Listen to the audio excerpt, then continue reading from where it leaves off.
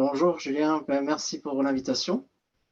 Et effectivement, oui, je vais vous parler du projet Oniro, car j'ai rejoint l'équipe qui travaille sur ce projet, avant qu'il s'appelle Oniro d'ailleurs. C'était un labo qui s'appelle le Huawei Open Source Technology Center, qui est distribué essentiellement à travers l'Europe. Et j'ai rejoint ce projet de système d'exploitation pour les objets IoT, et qui ensuite s'est renommé Oniro. Mais je vais vous expliquer ça en détail.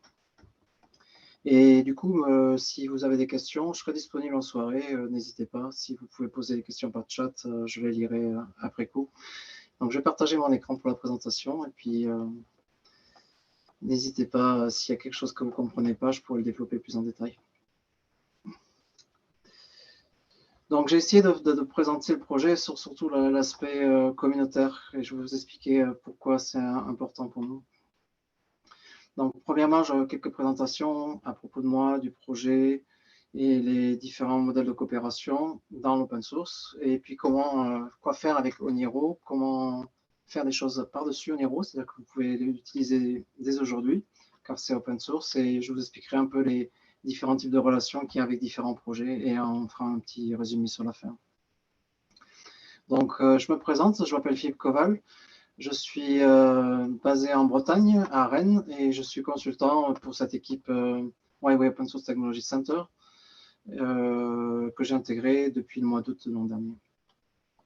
Donc, précédemment, j'avais déjà été impliqué dans différents projets open source, donc l'OS Debian, que vous connaissez peut-être déjà, mais aussi le système d'exploitation Tizen, le framework IoT qui s'appelait IoTVT. J'ai aussi participé à un projet de Mozilla qui s'appelle WebThings.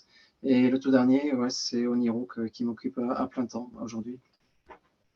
Et par ailleurs, ouais, j'ai déjà publié pas mal de présentations, de démonstrations, quelques démos, des hacks, des proof de concept. Donc si vous êtes curieux, vous pouvez jeter un œil à ce que j'ai déjà présenté. Il y a des travaux sur Oniro d'ailleurs aussi. Donc qu'est-ce qu'Oniro? Alors c'est un système d'exploitation qui se veut transparent et neutre, c'est-à-dire qu'en fait, c'est une communauté qui va décider quel sera le système d'exploitation qu'il faudra pour la prochaine génération des devices IoT. Alors, IoT, c'est un mot qui, des fois, veut dire beaucoup de choses, mais en fait, on va voir dans les détails que ça peut être des devices très, très, très, très faibles, avec très, très peu de mémoire, très, très peu de ressources, comme des systèmes beaucoup plus performants. Typiquement, ce que vous avez l'ordinateur que vous utilisez, on peut considérer peut-être ça aussi des fois comme un système. Dans des systèmes embarqués, c'est des fois des machines très très puissantes. Et là, une nouveauté vers laquelle on veut aller, on veut aussi d'amener des systèmes, une façon de concevoir des systèmes distribués, c'est-à-dire qu'une application pourrait fonctionner sur plusieurs devices en même temps. On peut imaginer qu'il y a un device qui fournirait par exemple une interface aux machines, par exemple un écran et un clavier, qui servirait à renseigner une autre machine qui serait ailleurs, qui fonctionnerait dans le réseau. Donc là, il faut avoir une approche multiple où on ne fait pas une application pour un seul système, mais pour plusieurs systèmes en même temps. Et il faut mettre en place des systèmes de coopération. Donc ça, c'est quelque chose d'assez innovant qu'on essaie d'explorer. Et une de nos missions, c'est aussi de rendre la vie des développeurs beaucoup plus facile. Et pour ça, éviter d'avoir chaque écosystème avec ses propres procédures, ses propres outils, ses propres librairies, et essayer de faire en sorte que tous les outils de développement soient le plus transparents et unifiés possible. Donc, ça veut dire que si je veux travailler sur un microcontrôleur je sais pas, en C par exemple, je ne vois pas pourquoi je devrais rentrer dans toute une logique alors que ça peut être fait de façon générique et être commun avec un autre système, par exemple tel que Linux. Et pareil pour la contribution de code, passer par des systèmes de vérification de qualité de code, etc. Peu importe le contexte, c'est quelque chose qui peut être commun. Donc on essaie de trouver le maximum de dénominateurs communs et d'essayer de rendre ça applicable pour les contextes. Alors on n'essaie pas de faire un système qui va marcher sur tout en même temps. Ça, c'est pas possible, mais on va fournir une certaine forme de flexibilité. Je vais expliquer ça un peu en détail. Donc Oniro, aujourd'hui, c'est un projet de la Fondation Eclipse. Donc ça veut dire que le développement est fait de façon ouverte, c'est-à-dire que les problèmes ne sont pas cachés. Les décisions sont faites à travers des règles de gouvernance de la Fondation Eclipse. Et toute l'infrastructure est hébergée chez Eclipse, c'est-à-dire que toutes les bugs sont reportés là-bas, les suggestions d'amélioration, etc. Tout est fait sur ce repository qui est disponible, accessible à tous. Donc, les membres de la formation Eclipse, mais aussi toute la communauté. Donc, comment interagir avec nous? Ça, c'est quelque chose qui peut vous aider si vous êtes un peu perdu. On essaiera de vous aider. Donc, déjà, vous pouvez essayer de regarder la documentation et essayer de l'essayer par vous-même et construire des images et les tester. Donc, il y a quelques démos de référence. Vous pourrez avoir de quoi vous occuper. Et si vous voulez rejoindre le projet, donc il y a une page de référence qui vous donne différentes façons de nous contacter. Mais d'un point de vue communautaire, le plus simple, ouais, c'est de reporter éventuellement un bug ou une remarque sur le tracker du projet. Donc, on utilise GitLab et on a un chatroom qui est disponible sur IRC et Matrix, et des mailing lists, et puis différents comptes de médias sociaux, etc.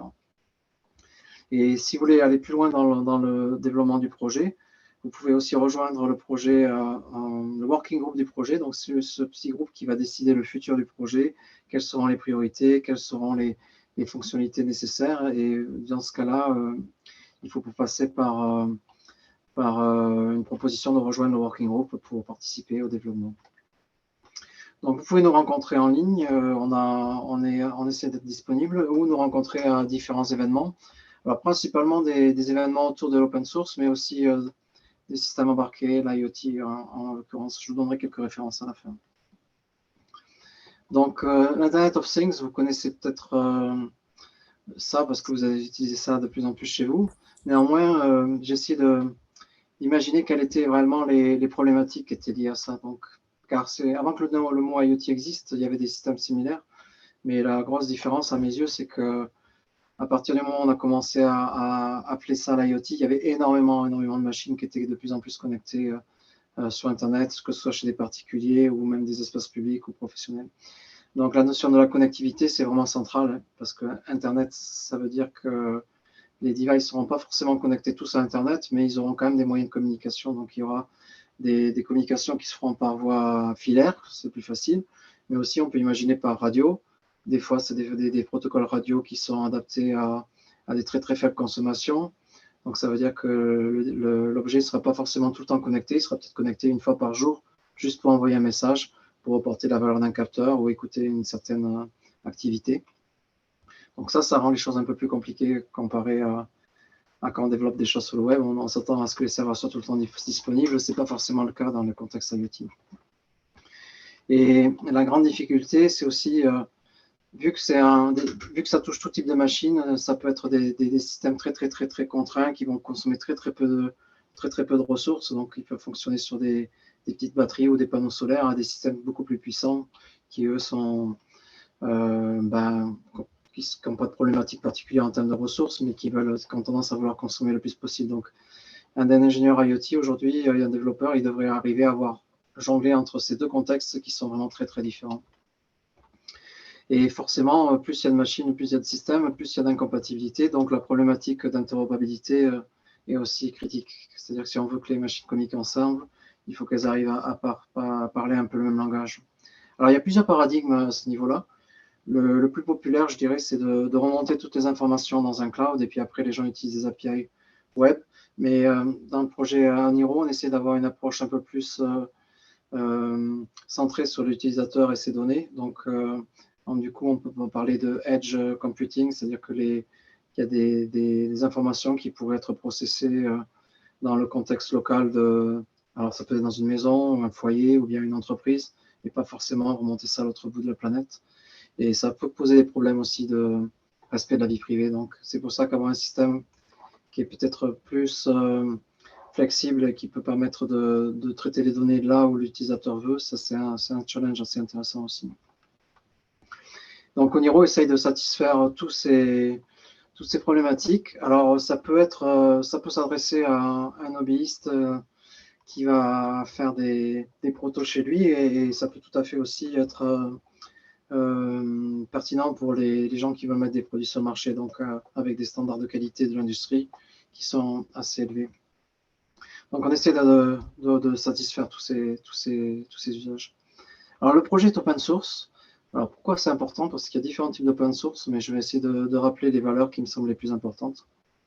Donc la coopération, ça veut dire que on va travailler avec d'autres personnes, mais aussi on va essayer de faire en sorte d'améliorer les projets lesquels on dépend. C'est-à-dire que si jamais on a décidé d'intégrer un composant qui est open source, qui a été développé par d'autres et qu'on veut l'améliorer, ben on va faire l'effort de rentrer en relation avec la source et de lui fournir les améliorations possibles. Donc, ça, c'est un conseil qui ne s'applique pas spécialement en Niro, mais en général, si vous avez l'occasion d'intégrer des projets open source et que vous voulez faire des correctifs, peut-être que les faire chez vous, ça réglera votre problème à court terme, mais peut-être que vous allez introduire d'autres problèmes. Donc, c'est toujours intéressant d'avoir un peu de consulter le fournisseur en amont, upstream, qui va vous dire, ah non, non, la façon dont tu règles le problème, elle n'est pas bonne, il faudrait faire autrement, avoir peut-être une autre façon de faire et essayer de le corriger sur le projet en amont, comme ça vous en bénéficierez après. Donc ça, c'est une règle qu'on essaie de suivre. On réutilise le maximum de choses qui sont disponibles. Si la qualité des produits ou des projets qui sont sur le marché ne sont pas bonnes, eh bien on va chercher à les améliorer. On ne va pas redémarrer de zéro. Donc, il y a, oui, NIH, ça veut dire Not Invented Here. C'est-à-dire que si quelqu'un a déjà essayé de régler un problème, eh bien, on va essayer de l'aider lui, ou du moins se baser sur son expérience pour bénéficier de la solution de ce problème. Et tout ça, c'est possible parce qu'il y a un respect des licences mutuelles.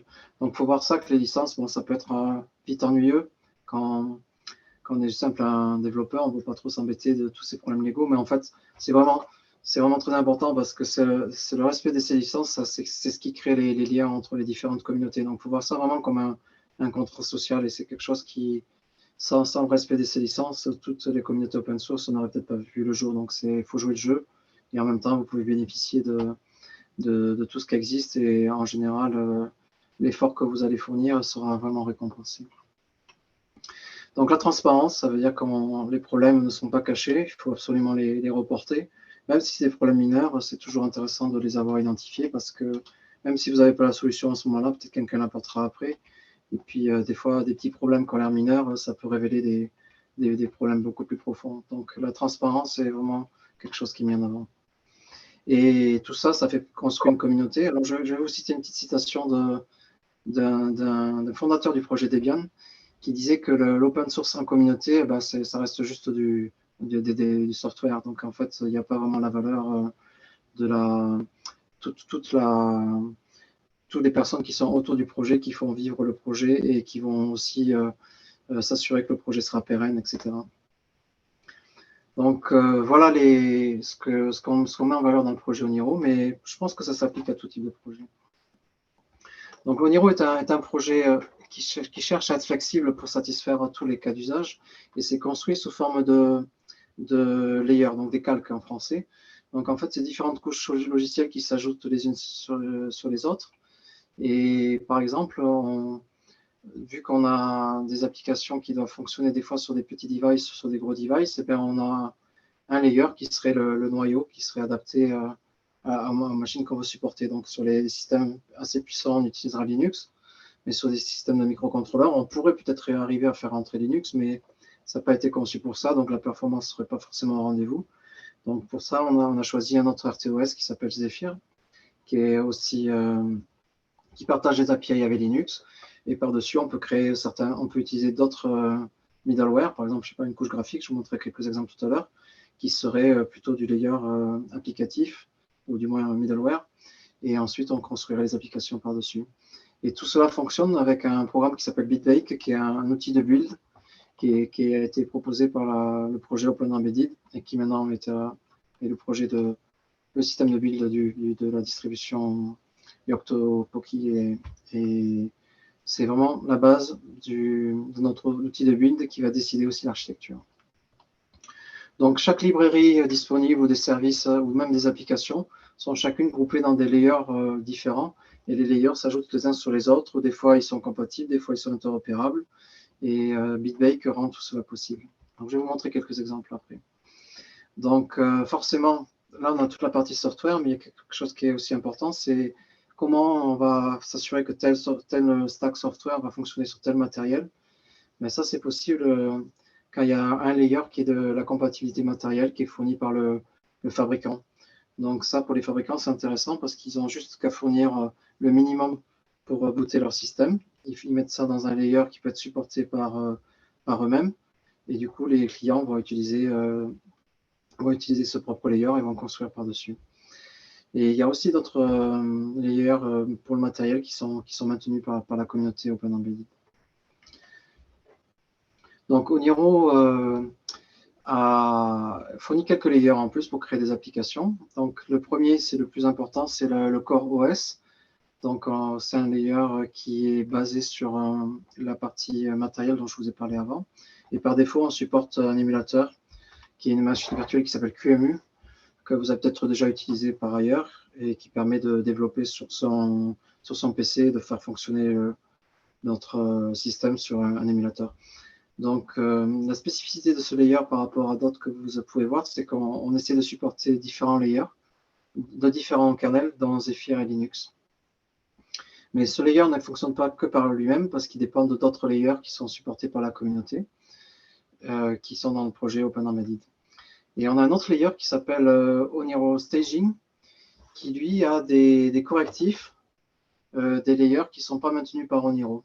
Donc, par exemple, si j'ai besoin d'un patch qui va peut-être changer une configuration d'une, je sais pas, par exemple, une Raspberry Pi, cette configuration-là sera peut-être dans le layer de Meta Raspberry Pi, qui est le nom du layer, mais je vais faire suivre le correctif au mainteneur de ce layer, mais en attendant qu'il intègre, je vais peut-être vouloir l'héberger quelque part, donc on utilise ce layer staging exprès pour les patchs en cours d'acceptation. Et on a aussi un autre layer qui est le projet qui s'appelle Open Harmony, qui lui essaie de compiler le maximum d'Open Harmony, qui est un autre operating system, avec des services et fournir la compatibilité pour fonctionner ça sur la base Oniro. Donc, je ne vais pas trop rentrer ça dans le détail parce que c'est un développement qui est en cours actuellement, mais sachez que la collection de tous ces trois layers, c'est là où vous trouverez la valeur du projet Oniro. Et un dernier layer, c'est le layer Blueprint, et en fait, c'est essentiellement des applications qui sont faites pour des devices spécifiques. Donc, vous pouvez considérer ça comme un layer complémentaire avec des cas d'usage. Et en plus de tous ces layers, on a tout un travail de documentation qui explique aussi toute la partie compliance avec les propriétés intellectuelles, etc. Tout ce qui permet de fournir une base de sources qui peut être déployée dans des devices et pas tous ces problèmes de violation de brevets ou des choses comme ça. Donc, Oniro, voilà ce qu'il fournit, mais il se base sur le travail des autres. Donc, on va partager d'autres layers qui sont fournis par la communauté Open Embedded. Donc, comme j'ai parlé du Core OS, il y a la même chose côté Open Embedded. Et il y a aussi, on utilise un compilateur qui s'appelle Clang. Il y a aussi des recettes qui sont créées pour la sécurité qui sont groupées dans un autre layer. Et un autre système pour les tests de framework de test qui sont fournis par Linaro, les systèmes d'update, etc.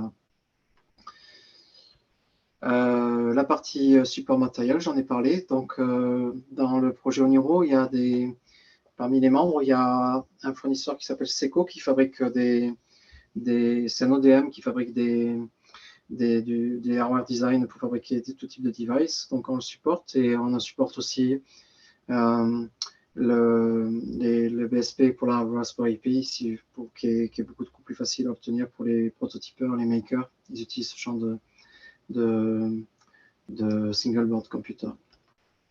Et vous pouvez rajouter des layers disponibles à droite à gauche de la communauté Open Embedded, ou bien créer le vôtre et le partager à la reste de la communauté. Donc, c'est ce que je vais expliquer un peu maintenant. Mais avant, je vais vous expliquer ce que ce sont les projets Blueprint. Donc, en fait, ce sont des produits minimum qui fournissent, en général, ils permettent de valider une fonctionnalité particulière. Ils sont entièrement open source, donc la spécification et l'implémentation. Et ça peut être une bonne base pour vous inspirer si vous voulez créer quelque chose de similaire ou bien voir comment on peut créer des objets, des produits avec les configurations nécessaires, etc. Donc, ça montre une intégration finale d'un produit et ça permet de valider le fonctionnement. Ça veut dire que en même temps qu'on développe le système d'exploitation, on développe aussi ces projets de démo et qui nous permettent de voir s'il n'y a pas des régressions à un certain moment, si la performance est toujours au rendez-vous, Et c'est beaucoup plus que des démonstrations, ça nous permet aussi d'accompagner le développement du système d'exploitation. Donc c'est quelque chose de complémentaire, mais dont le développement est très parallèle. Et le layer et les projets de blueprint seront maintenus, et puis avec une volonté de le rendre reproductible dans le futur. C'est-à-dire que si peut-être, je sais pas, dans 5 ans ou dans 10 ans, on veut capable de reproduire quelque chose qui a été fait, et bien, les outils Bitbake devraient fournir la possibilité de faire ça. Donc, quelques cas d'usage qu'on a fait pour la première version. Donc, on a fait un distributeur automatique, un clavier tactile, un verrou de porte et une gateway, donc une passerelle IoT. Donc, je vais vous montrer quelques démonstrations, ça vous en dira un peu plus. Donc, l'idée, c'est que une fois que vous avez une idée, vous créez un use case et vous pouvez faire un MVP, donc un produit minimal qui permet de servir de démo. Et par-dessus ça, vous pouvez éventuellement rajouter la spécificité qui va faire votre produit avec la valeur ajoutée sera peut-être pas forcément partagée au reste de la communauté, mais vous allez vous baser sur le fonctionnement minimal. Donc, voici un petit exemple que j'ai enregistré cet après-midi. Donc, celui-ci, c'est le... Hop, je ne sais pas si vous voyez l'écran, peut-être pas.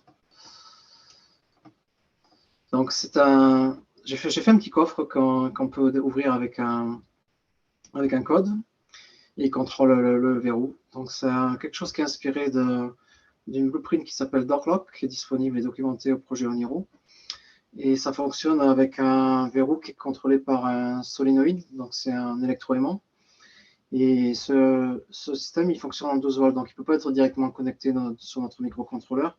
Donc pour cela, on contrôle ça avec un module spécifique pour les moteurs. Et le contrôleur de l'Arduino Nano, ce keypad, il est connecté aussi sur les pins d'input du microcontrôleur. Donc je vous en montrer un autre. Ça, c'est la vending machine, donc le distributeur automatique. Donc, c'est un touchscreen où on peut sélectionner différents éléments. Et ce que vous voyez dans le fond, là, vous avez une Raspberry Pi sur laquelle on a connecté une matrice qui va simuler la préparation du produit que vous avez acheté. Donc, c'est connecté sur les broches I2C de la Raspberry Pi. Donc, c'est très facile là-dessus puisque c'est conçu pour être aligné. Et ce genre de produits, vous pouvez les acheter par vous-même, ça vous coûtera peut-être une cinquantaine d'euros. Et vous pouvez connecter un touchscreen dessus en USB pour la partie input tactile. Et ensuite, une fois que vous avez buildé le système IoT, vous le mettez sur une SD card et puis vous bootez le système et vous avez une application qui fonctionne en plein écran. Alors la spécificité de cette application, c'est qu'elle utilise un toolkit graphique qui s'appelle LVGL, Lightweight Graphic Library. Et c'est une librairie qui a été conçue non pas pour les systèmes type Linux, mais plutôt pour les microcontrôleurs. Mais pour le projet Oniro, c'était très intéressant d'avoir un framework applicatif qui fonctionne aussi sous Linux. Donc ça veut dire qu'un développeur pourrait développer son système sur un système Linux et ensuite chercher à le déployer sur un microcontrôleur. Ou peut-être pas tout le système, peut-être juste la partie tactile. Donc voilà la blueprint vending machine. Et un exemple d'un cas d'usage aussi, c'est une autre blueprint qui s'appelle Keypad, qui est juste un écran tactile et qui pourrait fonctionner sur un microcontrôleur et servir pour sélectionner les produits de la vending machine qu'on a vu précédemment. Donc on pourrait décider de couper la fonctionnalité en deux et la déployer sur un microcontrôleur et avoir le système Linux qui ferait d'autres tâches plus avancées. Donc, n'importe qui est bienvenu dans le projet. Donc, vous pouvez essayer les sources qui sont partagées. S'il y a des soucis, reportez-les nous. S'il y a des correctifs, c'est encore mieux, vous pouvez nous les reporter. Vous pouvez même faire quelques suggestions, des choses qui vous sembleraient intéressantes ou utiles. Et vous pouvez même essayer de vous atteler à ces tâches-là. Donc, par exemple, vous pouvez décider de porter le framework applicatif que vous préférez, essayer de porter le système sur du matériel dont vous disposez, qui n'est pas supporté officiellement par le projet. Bref, c'est à vous de nous donner des idées. On est assez ouvert. Vous pouvez aussi même de créer des applications par-dessus le système. Ça veut dire que si vous achetez du matériel tel que des single board computers et que vous déployez le système en Niro, vous pouvez imaginer de faire des applications plus avancées et utiliser les frameworks qui sont supportés ou même ajouter d'autres frameworks.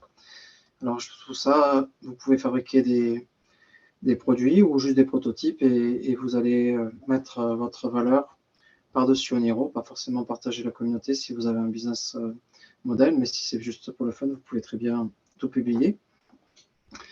Donc, comment créer un blueprint layer? Donc, je vais vous donner quelques commandes.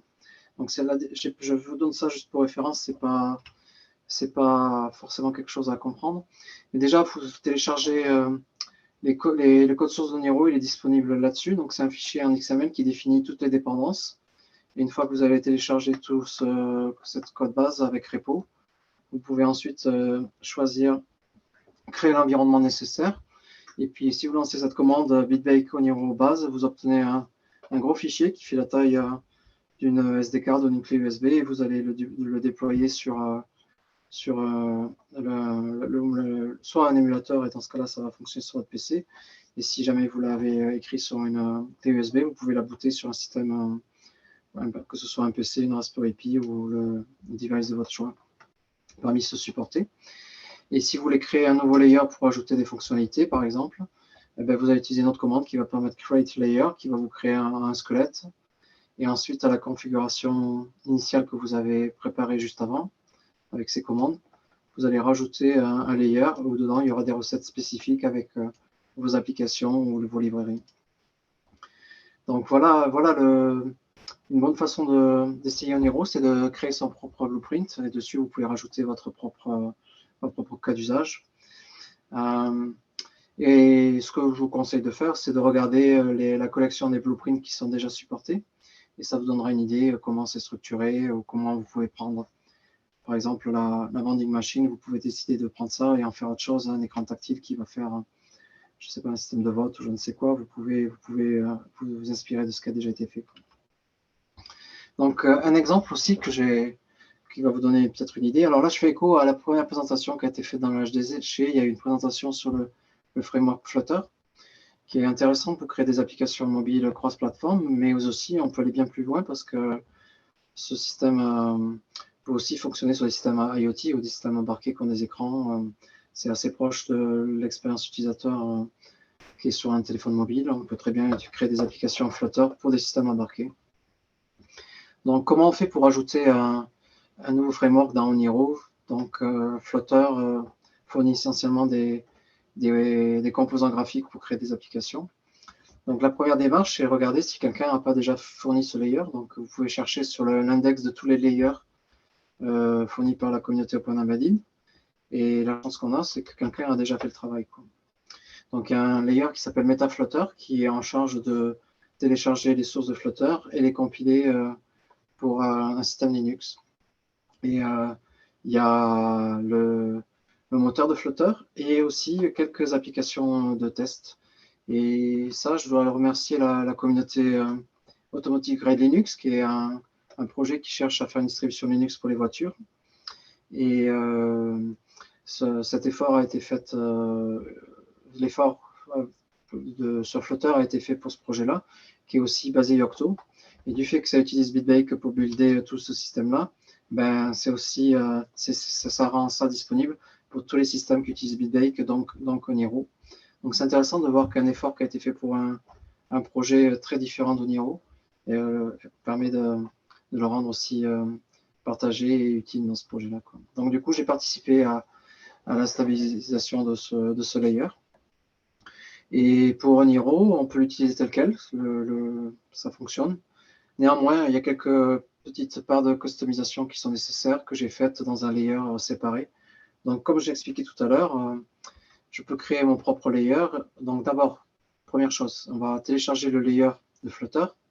On va l'ajouter avec la commande add layer dans la configuration de Niro. Et ensuite, j'ai créé un autre layer que j'ai appelé Meta Niro Blueprint Flutter, qui lui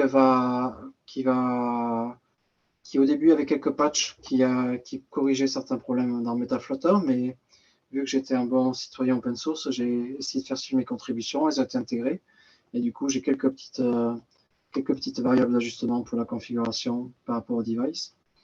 Et une fois que c'est fait, je peux builder une image de référence avec la commande bitbake, et à la fin, j'ai un gros fichier qui est l'image système de l'OS, et je peux le booter sur un autre système. Donc vous pouvez aussi utiliser ce projet comme référence si vous voulez en créer vous-même, parce que je l'ai partagé. Si vous en créez un peu vous-même, vous pouvez décider de le partager dans le projet Oniro ou ailleurs. Et pour la démo, voilà, on l'a testé sur une board qui est fournie par Seco, qui est un ODM dont je parlais tout à l'heure. Et ça fonctionne sur un EMX8. Et nous avons l'accélération, la partie graphique qui est fournie par le GPU qui est sur le device. Donc maintenant, pour le futur d'Oniro, il y a plusieurs discussions qui ont lieu actuellement. Mais dans les features à venir, donc j'en ai pas trop parlé là, mais il y a aussi une volonté de fournir un framework pour faire des mises à jour, parce que ça, c'est un sujet qui est très critique dans Internet of Things et dans l'adoption. C'est qu'avoir des milliards de devices dans la nature qui vont se comporter de façon non prédictible, ça peut être vite un problème. Et il y a eu déjà beaucoup de scandales avec des caméras qui sont ouvertes, qui ont été utilisées pour faire différentes actions plus ou moins néfastes. Donc, un des requirements forts pour les systèmes embarqués qui sont connectés à Internet, c'est d'avoir un mécanisme d'update. Donc, il y a un projet qui s'appelle Sysotea qui est fait par le développement dans le développement d'Oniro et qui va utiliser un framework d'update existant. Et là, il y a des travaux pour le rendre compatible avec un autre projet de la Fondation Eclipse qui permet d'opérer la mise à jour des devices à travers un portail web. Et on va également aussi s'assurer qu'on puisse faire les mises à jour sur des microcontrôleurs qui sont opérés par le système Zephyr. Il y a aussi un travail intéressant sur une agence d'autonomie plutôt, qui permet de créer des use cases alors, on peut dire que c'est de l'intelligence artificielle, mais nous, on voit plus ça comme de la coopération et l'interopérabilité entre différents systèmes. Donc, pour faire ça, chaque système doit être décrit de façon exhaustive pour dire les différentes ressources qui existent et les rendre disponibles à l'extérieur. Donc, peut-être agréger plusieurs machines et leur fournir comme une espèce de super device qui serait l'agrégation de différents sous-devices et mettre en place des systèmes de coopération et de collaboration. On veut aussi également avoir une stratégie de support long terme. Ça veut dire qu'on doit s'aligner sur des standards pour les différents compilateurs et s'assurer qu'ils sont supportés durant une période importante. Et actuellement, il y a deux toolchains qui sont supportés, GCC et LLVM, qui ont des avantages et des inconvénients. Et par contre, on veut s'assurer de s'aligner sur le support long terme de ces projets. Exactement pareil pour les kernels, donc sur Linux et Zephyr. On va essayer de supporter ces projets-là avec leur stratégie de support pour l'industrie essentiellement. Également des efforts pour être compatible avec les différents standards dans OpenChain pour la qualité des produits open source, OpenHarmony pour la compatibilité avec l'écosystème Harmony. Également Matter, qui est un autre protocole pour l'interopérabilité dans l'IoT qui s'appelait Connected Home over IP before, Ledge, partie sécurité. Et également en parallèle, toute la partie DevOps, d'intégration continue, de testing, d'identifier des régressions, de scanner pour des vulnérabilités, etc.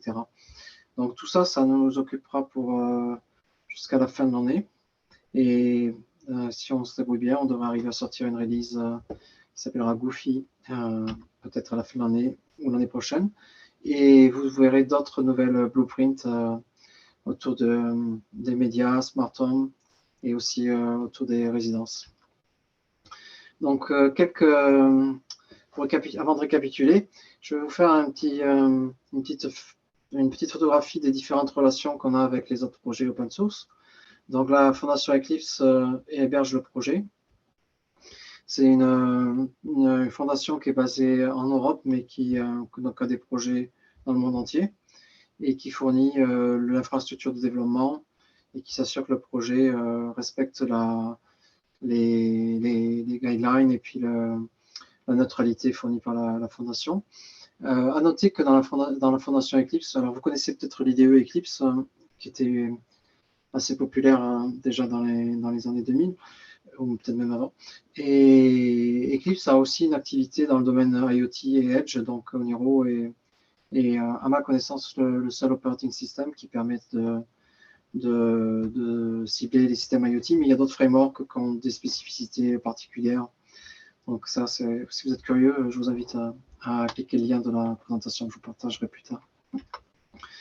Et également la fondation OpenAtom, qui est basée en Chine, qui, elle, héberge le projet Open Harmony. Donc c'est un autre système d'exploitation qui est plutôt construit pour différents usages, mais essentiellement pour le marché asiatique. Donc il faut savoir aussi que la Open Harmony est plus sur le marché chinois et asiatique, alors que Oniro est plus basé sur le marché européen. Alors, ces marchés, ils sont différents par différents aspects. Donc, déjà, l'usage des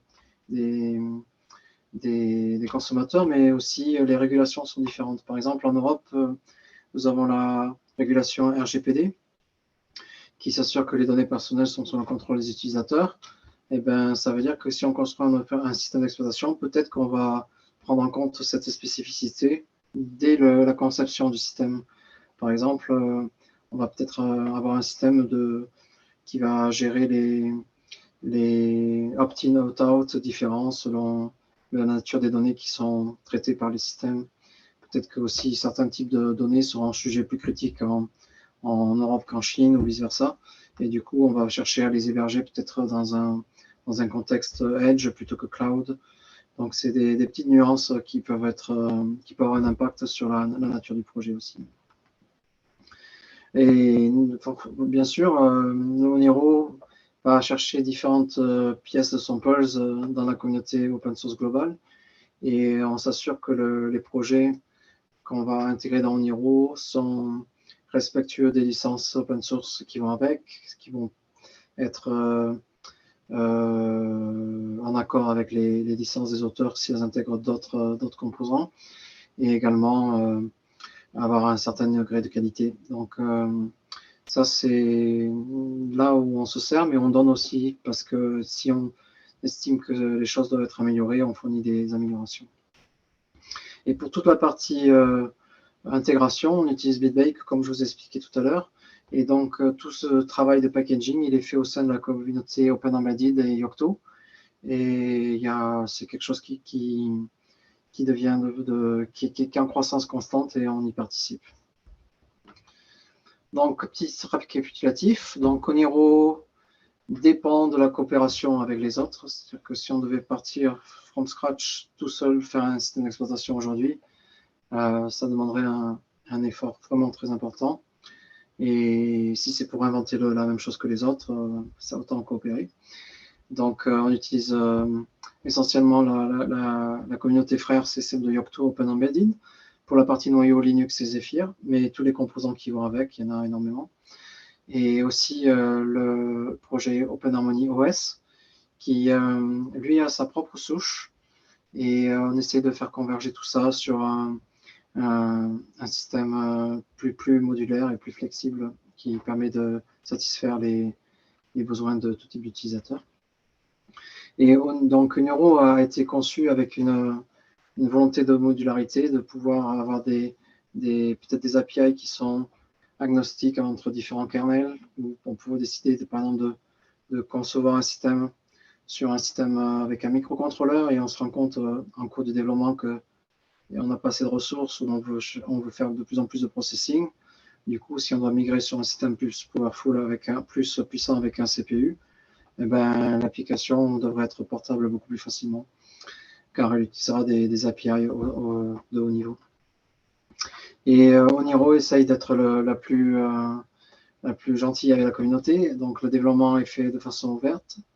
On réutilise les standards existants Et ce travail-là permet une dynamique de cross, de polonisation croisée. C'est-à-dire que des projets qui sont utiles dans le projet Eclipse pourraient être utiles au projet Oniro et de façon symétrique, ce qui est fait dans Oniro peut être aussi bénéfique à des projets Eclipse qui chercheraient par exemple une exposition de référence. Ben, Oniro serait ravi de le fournir. Et pareil avec OpenAtom. Donc il y a une influence mutuelle entre tous ces projets. Avant de nous quitter, je vous laisse quelques ressources. Donc le point d'entrée du projet, c'est oniroproject.org. Il y a plusieurs liens, vous accéderez à la documentation, le code source, etc. Et puis j'en profite aussi pour annoncer quelques événements qui ont lieu en ligne. Donc le prochain, c'est FOSNORS.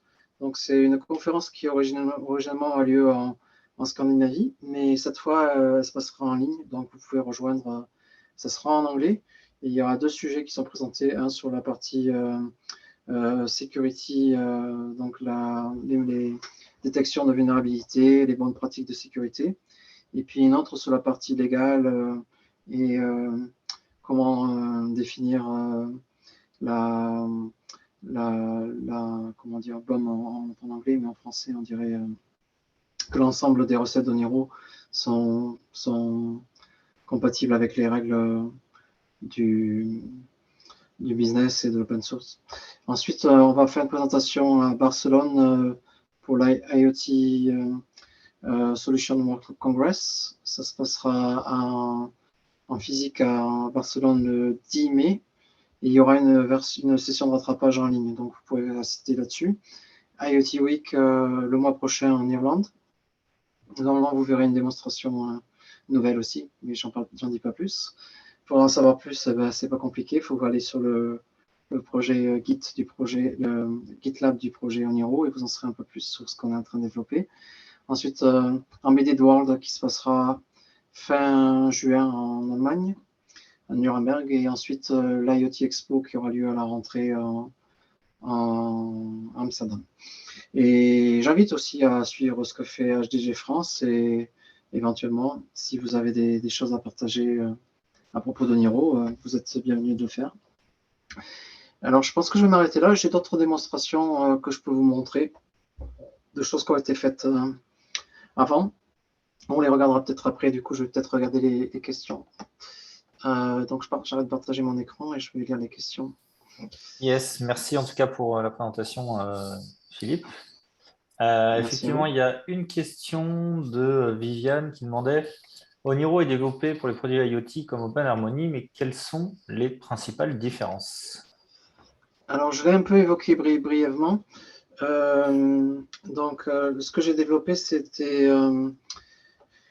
que Oniro est un projet européen et essentiellement, je veux dire que les gens qui le font, c'est des gens qui avaient déjà une activité dans l'écosystème open source qui est essentiellement Europe et Amérique du Nord et aussi, je dirais, le monde anglophone. Donc, ça, c'est l'histoire du projet Oniro. Et le projet Harmony, Open Harmony, c'est un projet qui, lui, est plus issu de la Chine. Donc, je dirais que c'est une souche différente. Le projet Open Harmony est disponible sur le site Gitee et vous trouverez quelques cas d'usage. Le matériel est très différent dans le matériel supporté. Typiquement, le matériel de référence qui est utilisé dans Open Harmony, c'est des choses qui sont plutôt difficiles à trouver ici en Europe. Donc, c'est des boards qui sont faits essentiellement pour le marché chinois. Les cas d'usage, je dirais qu'il y en a certains qu'on a fait, qui auraient pu être faits par eux, et de la même façon, des choses faites par Open Harmony qui auraient pu être faites par Oniro. La spécificité, c'est peut-être l'intégration avec l'extérieur. C'est pas quelque chose qu'on a privilégié, tout ce qui est support des API cloud, etc. C'est quelque chose qu'on n'a pas mis en avant actuellement dans le projet Oniro. On voulait avoir des systèmes IoT qui sont pas forcément qui fonctionnent avec des protocoles d'Internet, mais qui ne sont pas forcément connectés à Internet. Donc ça, c'est une petite subtilité. En termes de différences techniques, certains projets d'Open Harmony utilisent le kernel Linux. avec quelques configurations très différentes qui se rapprochent. Il y a un mécanisme qui est spécifique à OpenHarmony qui est le fonctionnement de la notion d'ability pour accéder à différentes ressources. C'est quelque chose qu'on n'a pas intégré dans le projet Oniro.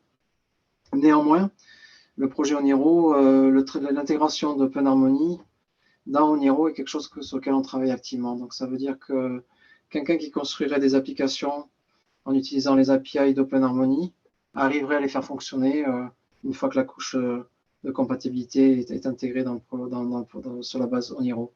Donc, ça peut paraître un peu confus comme ça quand j'en parle, mais ouais, sachez qu'il y a une étroite collaboration qui se passe et à terme, si on travaille bien et si OpenHarmony voit un intérêt, on devrait converger vers quelque chose d'unique et qui soit beaucoup plus modulaire.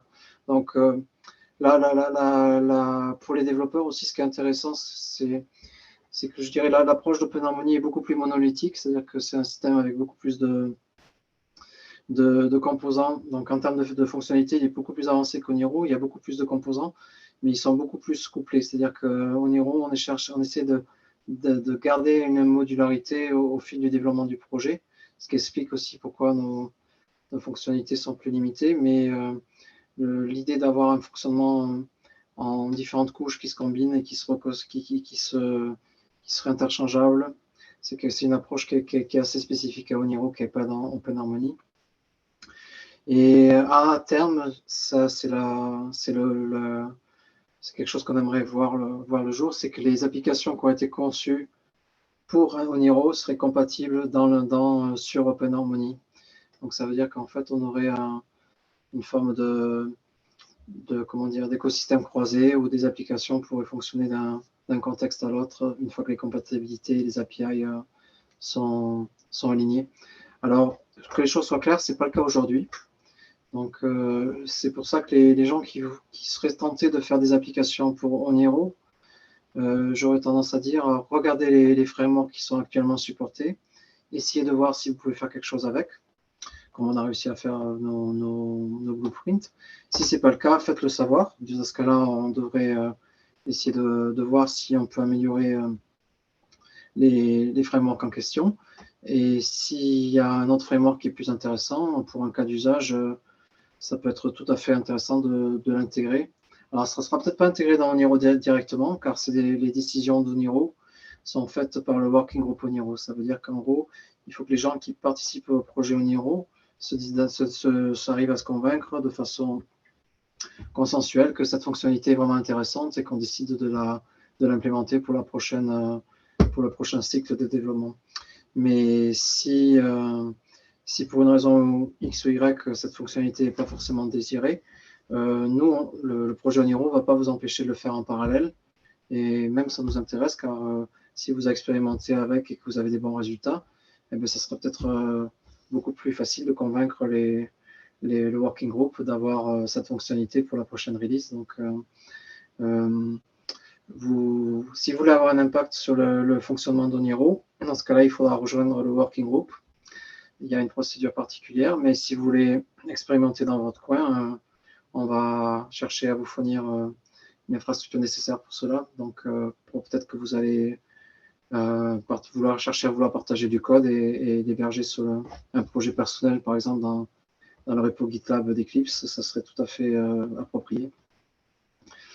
Donc voilà, j'ai essayé de répondre. J'ai peut-être oublié certains détails. Le mieux, c'est que vous découpiez par vous-même. Est-ce que ok, je regarde le chat là. Ouais, Viviane est toujours là. Je ne sais pas si elle peut mettre un message, si ça a répondu à cette question ou pas, point de vue positionnement, on va dire, entre OpenHarmony et Oniro. Si elle veut intervenir. Alors que les choses soient claires, là, on parle de projets qui sont assez gros en termes de volume. Typiquement, pour builder Oniro, là, je ne l'ai pas dit, mais il faut compter peut-être une demi-journée sur une machine récente pour compiler juste une image de référence. Donc, ça peut être assez lourd. Néanmoins, il n'y a pas beaucoup de systèmes qui vous permettent de partir des sources et d'arriver à quelque chose qui peut être utilisable et qui est entièrement open source. C'est-à-dire qu'il il n'y aura pas des composants cachés qui seront pas publics. Donc, l'amélioration dans Oniro est virtuellement infinie car tout est public. Et s'il y a des problèmes, on peut les régler car le code est là. Alors, que je sois clair, si vous utilisez un matériel particulier qui, lui, va utiliser des drivers qui ne sont pas ouverts, ben, nous, on ne va rien faire de plus que ce que fait le vendeur de ce matériel. Au mieux, il y aura peut-être du travail qui sera fait pour avoir des drivers libres par la communauté et éventuellement là-dessus, s'il y a un besoin, les membres d'Oniro pourraient faire un effort additionnel, mais la promesse d'Oniro, c'est que le système est entièrement open source et reproductible from scratch chez vous. Ok, merci. Alors, je regarde s'il y a d'autres questions. Je ne crois pas. Pour info, j'ai fait un petit live tweet de différents screenshots, différentes notions qui ont été présentées par Philippe. N'hésitez pas à le repartager donc, sur le Twitter France HDG.